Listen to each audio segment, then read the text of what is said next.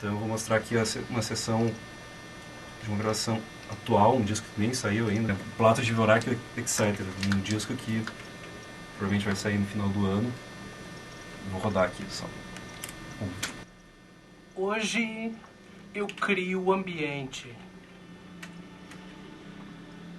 Eu sou um ídolo pop!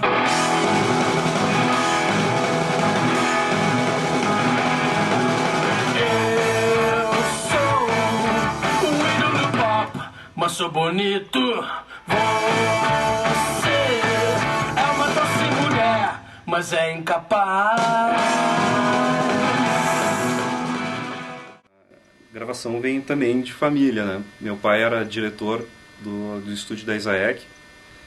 E quando um dia o pai teve uma ideia assim, você não quer trabalhar de auxiliar de estúdio? Pra mim foi maravilha, né? Imagina, eu tava no segundo grau, no segundo ano do segundo grau. Eu pensei, pô, um guri assim, né? Foi tudo que eu queria.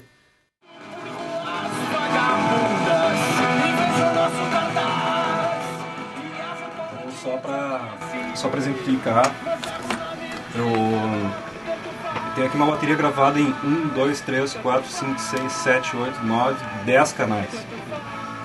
E eu já gravava em casa também, eu gravava a minha banda, a gente pegava um gravadorzinho, tinha um gravadorzinho de rolo, um cassete lá, a gente fazia nossas experiências em casa também. Posso mostrar também uma outra gravação que está em andamento ainda, que é da Laranja Flick.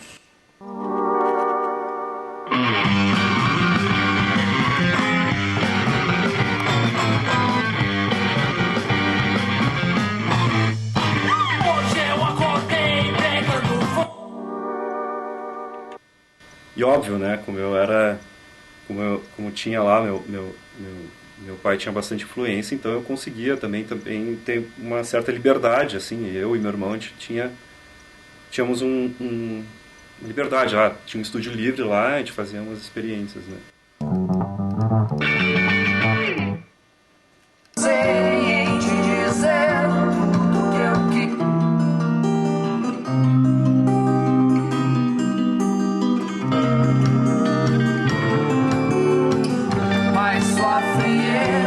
Foi tamanha e congelou. E assim começou, desde 89 até agora. Em 95 acabou o estúdio da Isaac. Nós nos mantivemos trabalhando no estúdio da City, que praticamente herdou todo o know-how, né? Digamos, continua a Isaac em nome de City, né? Dá pra se dizer. Bom, agora eu vou pegar aqui uma gravação feita... Começou a ser feita em 2003 e chegamos a concluir meados de 2005, que é o disco do Júpiter Maçã, o penúltimo disco do Júpiter Maçã, que é o Tarde na Fruteira. Eu vou mostrar aqui uma sessão bem crua, com voz guia ainda, só para ter uma noção de como soava antes de ser mixado.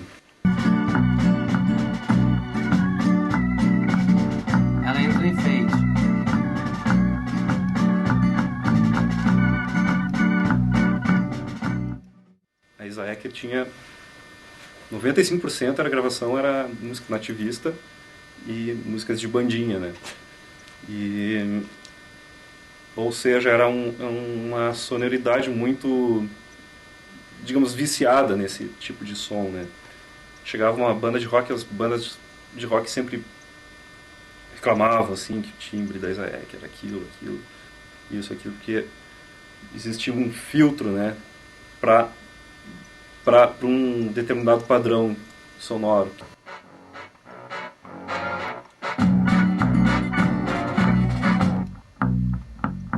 De nada eu gostaria de explicar. Seria um mosaico de imagens mil. Chamar a baixinha psicótica de Datação. Que a gente precisava quebrar, né, esse tabu da Isaac, né. E aqui em 2013 eu já gravava com menos microfones, né. Aqui eu tenho só 6 microfones na bateria. quem muito também cultivou essa mentalidade foi o Pedrinho Figueiredo, né? Que ele também tinha esse interesse de fazer coisas mais abrangentes, assim. Pra quem conhece o disco dos Atonais também vai achar, pô, na mixagem mexendo um monte, porque isso aí não tem nada a ver com o que é o disco. Outra pessoa que também andou, mas não como técnico, mas como produtor, foi o Eduardo Miranda. Também ele fez um tipo de microfonação, por exemplo. Eu não tinha visto, assim, por exemplo, tira a pedra de resposta, põe o microfone por baixo, assim.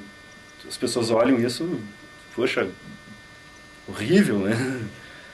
E hoje até, agora, atualmente, eu tenho andado usando esse tipo de microfonação, que hoje é totalmente inaceitável, inusual, diz, estraga o som do tambor, estraga o som da bateria. Eu penso que não, eu acho que é um tipo de microfonação. Aqui também a bateria foi gravada em um canal com um microfone.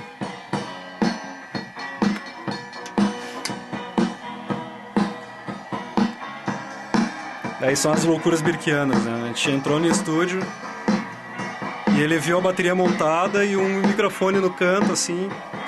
Ele disse, é assim que a gente vai gravar. E a bateria tava torta, assim, o bumbo de lado e um tom pra lá, daí tinha que tocar tudo torto, assim. Mas a loucura era essa, não se mexe, a gente vai gravar tal como tá o estúdio. E o microfone tava, assim, num canto também.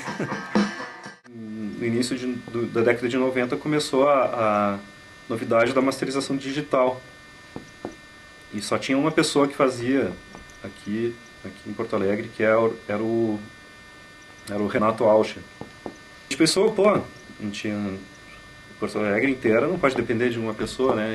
E outra que a gente também estava fissurado pela ideia, né? A gente comprou lá um nosso equipamento e eu comecei a fazer em casa, né? Meu mini estúdio de masterização digital. Então foi que a gente alugou essa sala e a gente começou a fazer só masterização. Eis que um dia, então, meu pai chegou com uma máquina de rolo de 8 canais, uma Fostex R8 de 8 canais. Uma máquina, dá pra se dizer assim, uma máquina caseira, né? Aqui, na época, como a gente fazia... usava os recursos digitais sem Pro Tools, sem gravação digital, sim masterização digital. A gente gravava a música por partes, né? Essa música que a gente está ouvindo aqui agora, ela foi gravada acho que em 3 partes. Então a gente gravava, parava, começava toda a banda de novo, gravando a base, e depois eu mixava isso pro computador, e daí no computador eu juntava as partes. Então foi primeiro assim, as primeiras edições como se fazia, né, na década de 90. Eu também. Então, só uma partezinha que depois a gente colou no computador. Bom, em seguida a gente comprou uma máquina profissional de gravação de 8 canais, uma máquina antiga, assim, já vintage, assim, né, que é uma Studer de 8 canais. Essa máquina aqui é histórica, porque eles gravaram as primeiras gravações do Replicantes, na época que era o estúdio da Isaac, né? Essa máquina pertencia ao estúdio da Isaac de 8 canais, década de 80, né? E foi onde eles gravaram aquelas músicas Nicotina, Surfista Calhorda, eles gravaram nessa máquina aqui, nesse estúdio. Daí eu adquiri essa máquina em 98. Eu comprei a máquina do estúdio. E em 99 eles gravaram de novo nessa máquina. Então foi... Aí teve 2 trabalhos importantes, que é um trabalho do Júlio Manzi, que foi feito com financiamento da prefeitura. Também. Pareço sozinho, mas sei que não por muito tempo. Olha os que vieram e os que virão, transformando sonho e pensamento em solução. Transformando sonho e pensamento em solução.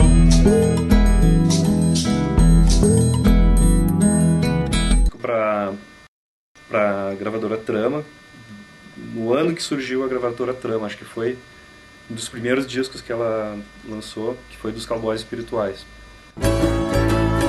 Uma mulher pode até me enlouquecer, vou chorar, eu vou beber.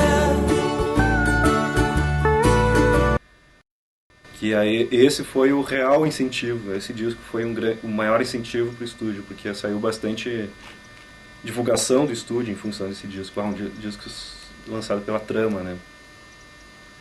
Então era notícia em jornal, daí chegaram a fazer uma matéria no jornal sobre o estúdio, né? Agora tem uma sessão que eu tenho aqui em Pro Tools de uma gravação que foi feita em 1996 ou 97. É um disco que não saiu, mas que é uma raridade, porque é uma gravação do Frank Plato, que é a única gravação deles feita em estúdio. Eles estavam gravando um disco, daí eles desviaram os interesses, eu acho, e faltou dinheiro e tudo mais. Um dia desses eu vou fazer um projeto e conseguir recurso aí para... E aqui tem que gravar voz ainda, pra gente gravar as vozes bem direitinho, fazer alguns arranjos a mais de sopros, uma coisa assim. Decidiu construir esse estúdio aqui, um novo estúdio, e se livrar daquele apartamento minúsculo, porém, que nos oferecia grandes possibilidades, assim, acústicas também. Porque... Vou pegar a fita número 5. 1, 2, 3, vai!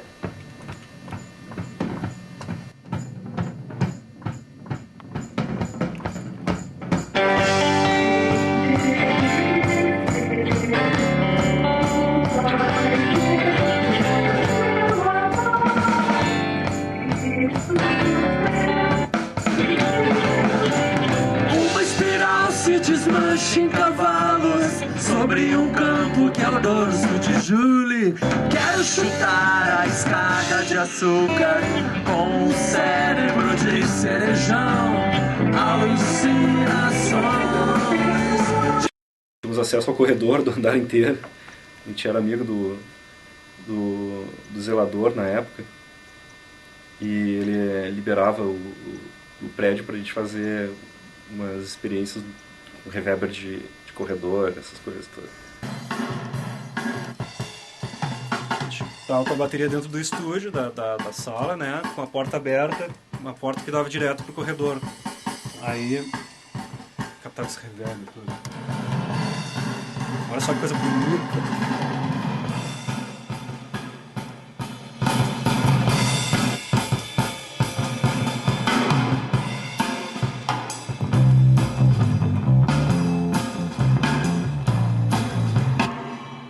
Canais de reverber. Eu tinha uma gravação em 8 canais e dediquei 2 canais para reverber. E também gravar uma voz no elevador, né? A gente fazia coisas desse tipo. Bom, o que eu tenho aqui é uma bateria gravada em 2 canais.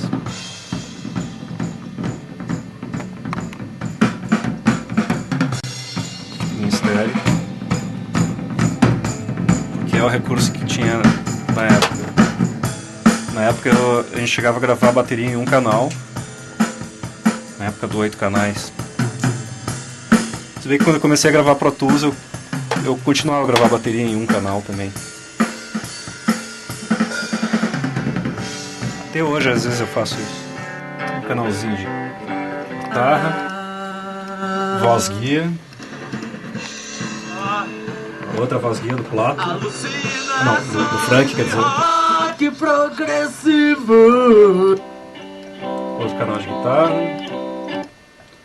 E esse canal aqui é um canal de uma outra gravação que existia na fita, né? Essa aqui acho que é a última música gravada dessa sessão do Frank Plato, que não tinha mais fita, né? Eles compraram uma quantidade exata de fita, né? Então eu peguei uma fita velha lá que já tinha uma gravação já que não servia mais para nada, né? Esse canal acabou ficando, que era um coral que tinha sido gravado, e quando se abriu o canal todo mundo ficou espantado com o resultado que ficou, uma coisa psicodélica.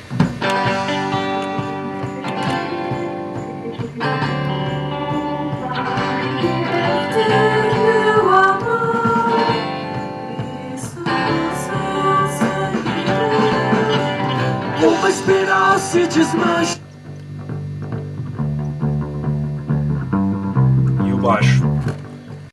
Aí chegou a proposta da Ultraman e da banda Relógios de Frederico. Eles queriam gravar um disco, né? E estavam procurando estúdio. E eu disse, eu tô desmontando estúdio, né? Só que daí eu propus isso pra Ultraman e pra Relógios de Frederico. Olha, se vocês toparem em gravar o disco de vocês num sítio, eu transporto tudo pra lá e vou. Colhi todo o equipamento, levei tudo pro sítio e fiquei até agosto lá. Até o final de agosto. Morei 3 meses no sítio, gravando 2 discos. Tem uma mais antiga do Júpiter, cara, que tem coisa que nem foi lançada aqui. Achava que nunca mais eu ia encontrar essas fitas.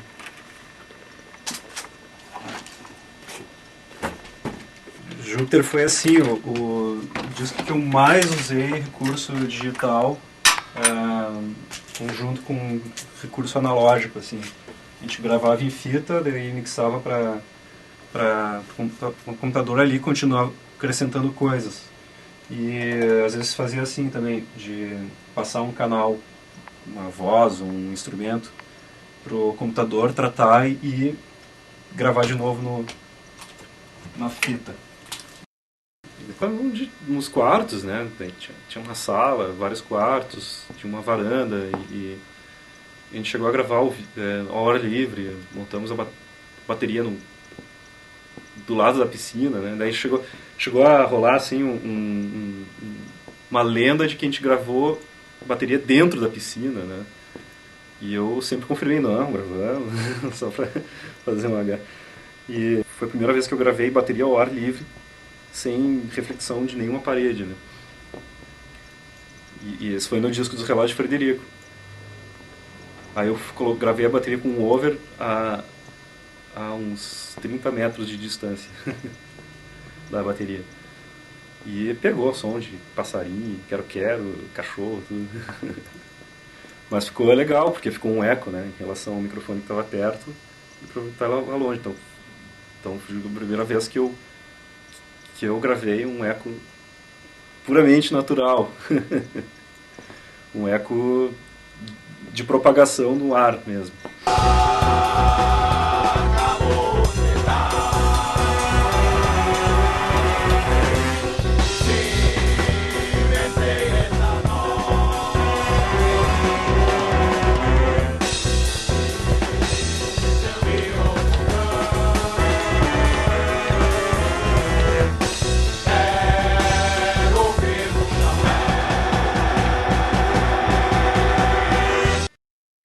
No disco da Ultraman começou em início de junho, terminamos em meados de julho. Aí a maioria da banda voltava para Porto Alegre, ficava lá, dormia uns dias, voltava. Os únicos que ficaram lá foi eu, o Tonho Croco e o Beto Machado, que era o produtor. Realmente, moramos 1 mês e meio lá. Preserve esse sorriso, esse brilho, esse olhar. Preserve o que eu digo, pois não falo por falar. Preserve esse abraço carinhoso. Do jeito que eu acho, pode ser maravilhoso. Preserve tudo isso mais um pouco.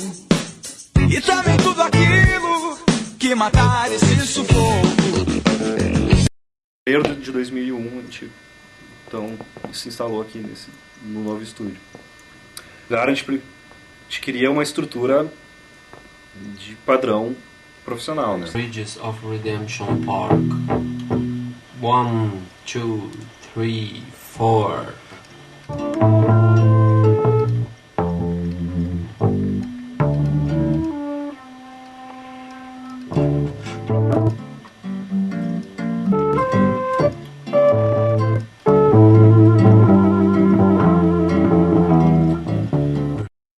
Aqui ele tem paredes duplas, laje superior dupla e estruturas de vigas duplas isoladas por molas. Então tem chão duplo também. Então cada sala tem essa estrutura independente. Essa gravação foi assim, cara. A gente tinha gravado numa outra fita a base que é essa aqui, violão, voz, baixo e uma bateria. E esse chique-chique. A gente mixou e reduziu para 2 canais dessa fita aqui. Então foi uma redução porreta. Procurava assim uma acústica assim, controlada. Porém não aquela característica de estúdio imponentemente seco, sem reverberação, né? Que todos reclamam, né?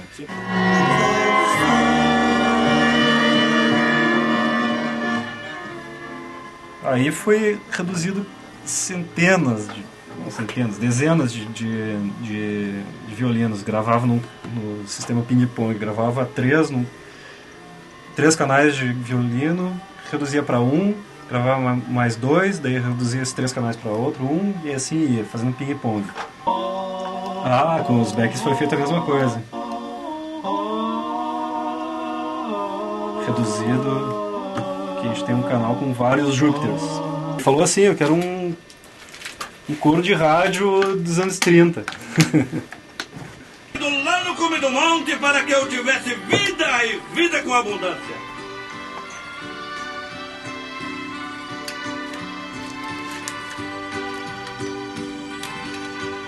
Jesus Cristo veio ao mundo para... Bom, esse é o... Ainda bem que a gente encontrou essa gravação, porque agora eu vou explicar um detalhe técnico importantíssimo sobre a gravação, sobre essa gravação do Júpiter Maçã. Escolhi a dedo a fita mais velha e usada que eu poderia encontrar. E essa fita com certeza já tinha 20 anos, com 50 gravações gravadas. Imagina, 20 anos fazendo isso numa fita. A fita está completamente desgastada, né? Então eu quis pegar uma fita dessas, velha mesmo, para gravar, que eu achava que ia ficar um som característico. Fitas dessa qualidade foi gravado o disco Plastic Soda. Aquela coisa lá, estúdio acusticamente seco, com um técnico que só diz eu gravo assim, né? Que o estúdio não pode... Não posso microfonar daquele jeito, o estúdio não faz assim. Esse era o tabu da Isaac, né, por exemplo. E a gente estava muito afim de quebrar isso. Vou mostrar outra música do Frank Plato. Atenção. 1, 2, 3.